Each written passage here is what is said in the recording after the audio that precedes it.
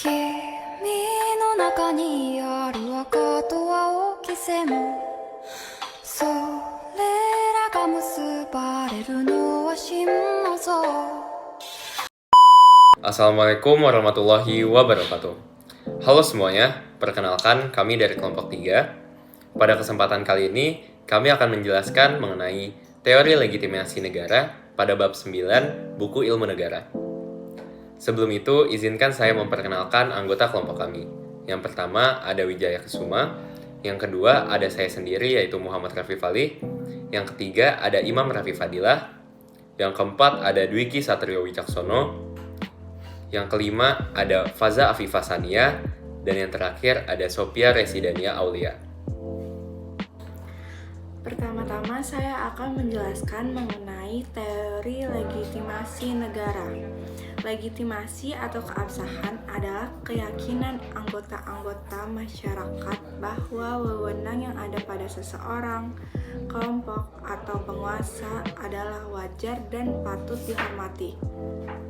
Kewajaran itu berdasarkan persepsi bahwa pelaksanaan wewenang itu sesuai dengan asas-asas dan prosedur yang sudah diterima secara luas dalam masyarakat dan sesuai dengan ketentuan-ketentuan dan prosedur yang sah. Sekarang, saya akan menjelaskan beberapa teori-teori dari legitimasi negara.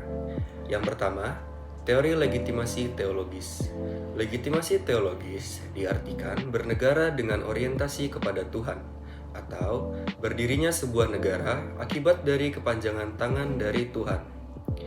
Hal ini nampak pada pembukaan Undang-Undang Dasar 1945 yang berbunyi, atas berkat rahmat Allah yang Maha Kuasa dan dengan didorongkan oleh keinginan luhur supaya berkehidupan kebangsaan yang bebas, maka rakyat Indonesia menyatakan dengan ini kemerdekaannya.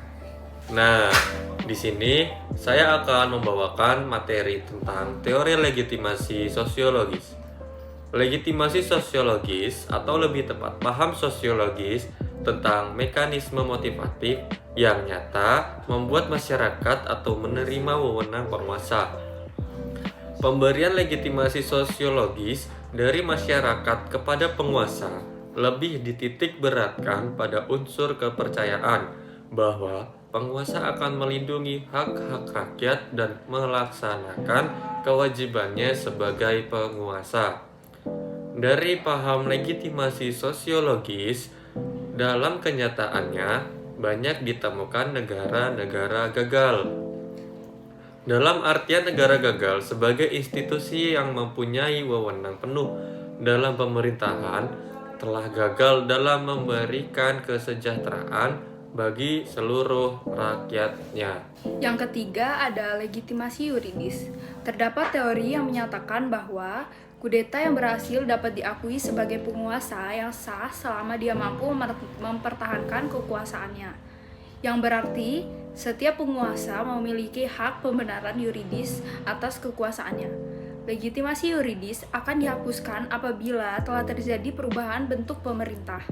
Materi terakhir dari bab ke-9 di buku ilmu negara ini adalah materi legitimasi etis.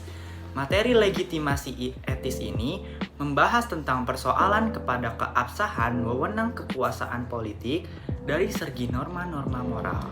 Legitimasi ini muncul dalam dua konteks. Konteks yang pertama adalah setiap tindakan negara, baik legislatif maupun eksekutif, dapat dipertanyakan dari segi norma-norma moral.